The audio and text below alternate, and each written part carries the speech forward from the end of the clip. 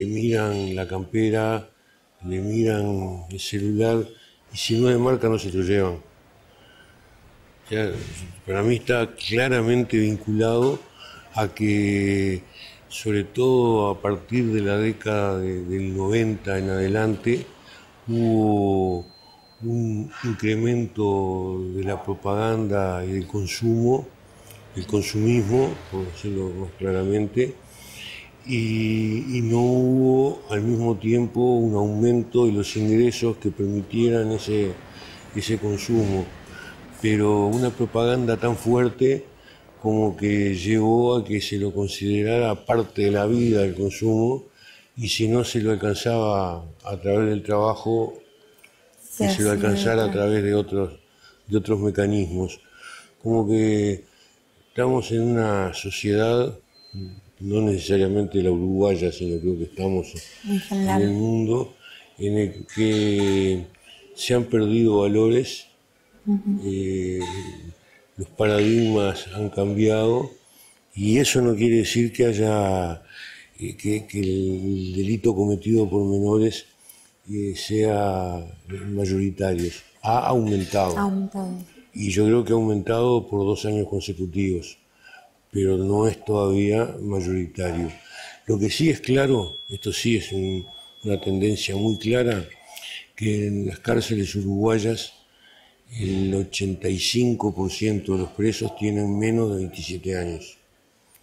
Entonces, si no son delitos cometidos por menores, sí son cometidos por jóvenes.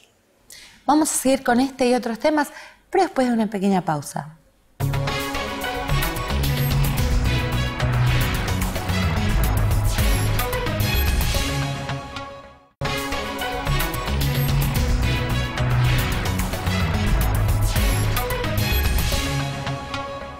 Continuamos hablando con el ministro del Interior de la República del Uruguay, aquí en As Olas. Este fenómeno del que usted nos hablaba, de un cambio de valores, de darle una mayor importancia al consumo, que comenzó en los años 90, ¿en los últimos años ha aumentado? El problema es el siguiente. En Uruguay, en el 95, el BID consideró que si se seguía adelante con las políticas sociales que se estaban impulsando, iba a haber un aumento de los delitos, y lo hubo. Luego hubo una crisis muy fuerte, la crisis del 2002, que llevó al enorme aumento del desempleo, a la pérdida de salario importante, a la marginación, gente que perdía la vivienda y se refugiaba en un asentamiento, y eso produjo el aumento de los delitos, paulatino aumento de los delitos. Uno podía pensar que ese aumento de los delitos estaba provocado por causas económicas y sociales, y de hecho lo estaba. Pero el problema es que el país se recuperó, pasó de llegar a tener un 20% de desempleo a tener entre un 5 y un 6% de desempleo, a recuperar enormemente el valor del salario, a tener posibilidades de otro tipo, y sin embargo los delitos no bajaron. Entonces uno tiene que calcular, que considerar que ese aumento de los delitos también produjo un cambio cultural en mucha gente que... Una costumbre, digamos. No, es más que una costumbre. Una forma de vida. Lo cultural hace a la educación, a los usos y costumbres, a la forma de vida, hace a todo eso. Pero no solo una costumbre, la pérdida del empleo continuada lleva a que la gente busque en changas o en trabajos ocasionales una forma de vivir. Eso lleva a la pérdida de la rutina, uno deja de tener rutina, deja de tener horarios. Si eso se prolonga, se termina perdiendo el hábito de trabajo. Si eso dura poco tiempo, bueno, el hábito de trabajo se recupera. Y muchas veces el trabajo se ha tornado informal, ilegal. Ilegal porque en la OIT, cuando era ministro de Trabajo, me decían que trabajo informal es el que no está regulado. El trabajo que está regulado y no se respeta es ilegal. Ilegal tanto por parte del empleador, fundamentalmente del empleador, pero también por parte del trabajador. Y cuando se acostumbra a eso, bueno, ahí hay una pequeña pero permanente pérdida de valores. Hijos de familias que tuvieron que vivir así durante muchos años no conocieron la rutina del trabajo como han conocido los hijos de trabajadores de otra época, que sin trabajar, solo con el estudio, adquirían ciertos hábitos que está en el trabajo por levantarse temprano para ir a trabajar, volver a la misma hora, los comentarios del trabajo, y a veces se ve entrar a la casa productos caros y uno se acostumbra a que entren productos caros sin que haya un trabajo que lo sostenga. Todo eso hace yo creo que más que a costumbres, usos y costumbres. Y bueno, se recuperó la posibilidad de trabajar, se recuperó el salario. Entonces, si el cometer delitos tuviera que ver solamente con la falta de trabajo, con la falta de salario, tendría que haber cedido. No se dio. Es como que se perdió el ritmo de alguna forma, ¿no? Se perdió el ritmo sano de una sociedad que vive del trabajo. Esto no sucede solo en Uruguay, ojo.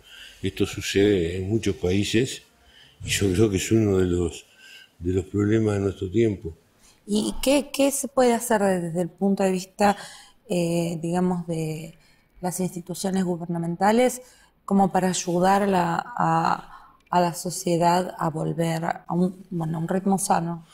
Una receta que es tratar de resolver esto a través de soluciones policiales es una. Y la otra es de cambiar esto cambiando las políticas económicas sociales. Es otra. Yo creo que hay que juntarlas. Hay que tener claro que las políticas, las recetas policiales no alcanzan, tienen que ser complementadas con políticas económicas, sociales, culturales, por lo tanto le corresponde al conjunto de los gobiernos, no solo a la policía, y también hay que dejar de pensar en la receta mágica de que cambiando las políticas económicas y sociales cambia todo.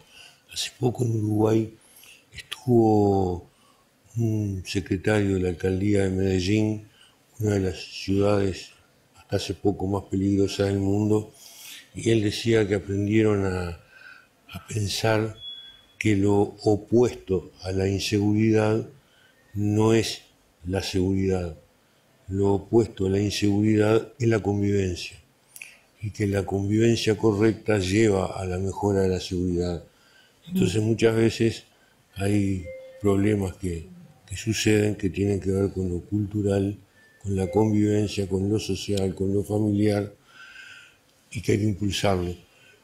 Como usted decía, ciertos fenómenos que hacen al aumento de la delincuencia no tienen que ver solo con Uruguay, sino que pasan en otros países también.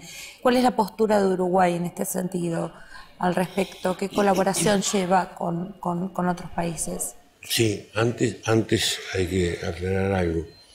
Esto que yo estoy diciendo también tiene que ver con el aumento del tráfico de drogas. Y en general, los países, tanto de América como los de Europa o Norteamérica, buscan la cooperación en lo que tiene que ver con el tráfico. Muchas veces los países más desarrollados consideran solo dos patas del problema del tráfico. Tiene tres. Tiene producción, consumo y tránsito. Muchas veces los países desarrollados consideran dos, la producción y el tránsito. olvidan el consumo y olvidan que los principales mercados de consumo son los países desarrollados. Entonces que reducir el consumo ayuda a reducir la producción y el tránsito. De esta forma ubican fundamentalmente la lucha contra el tráfico en los países menos desarrollados. Lo ubican en nuestros países. De todas maneras, ello lleva a que haya, acuerdos, que haya convenios para enfrentar en común el problema. Y también hay, y esto es más claro en lo que tiene que ver con el tráfico, con el tránsito, acuerdos entre países de Estados Unidos y Europa con países de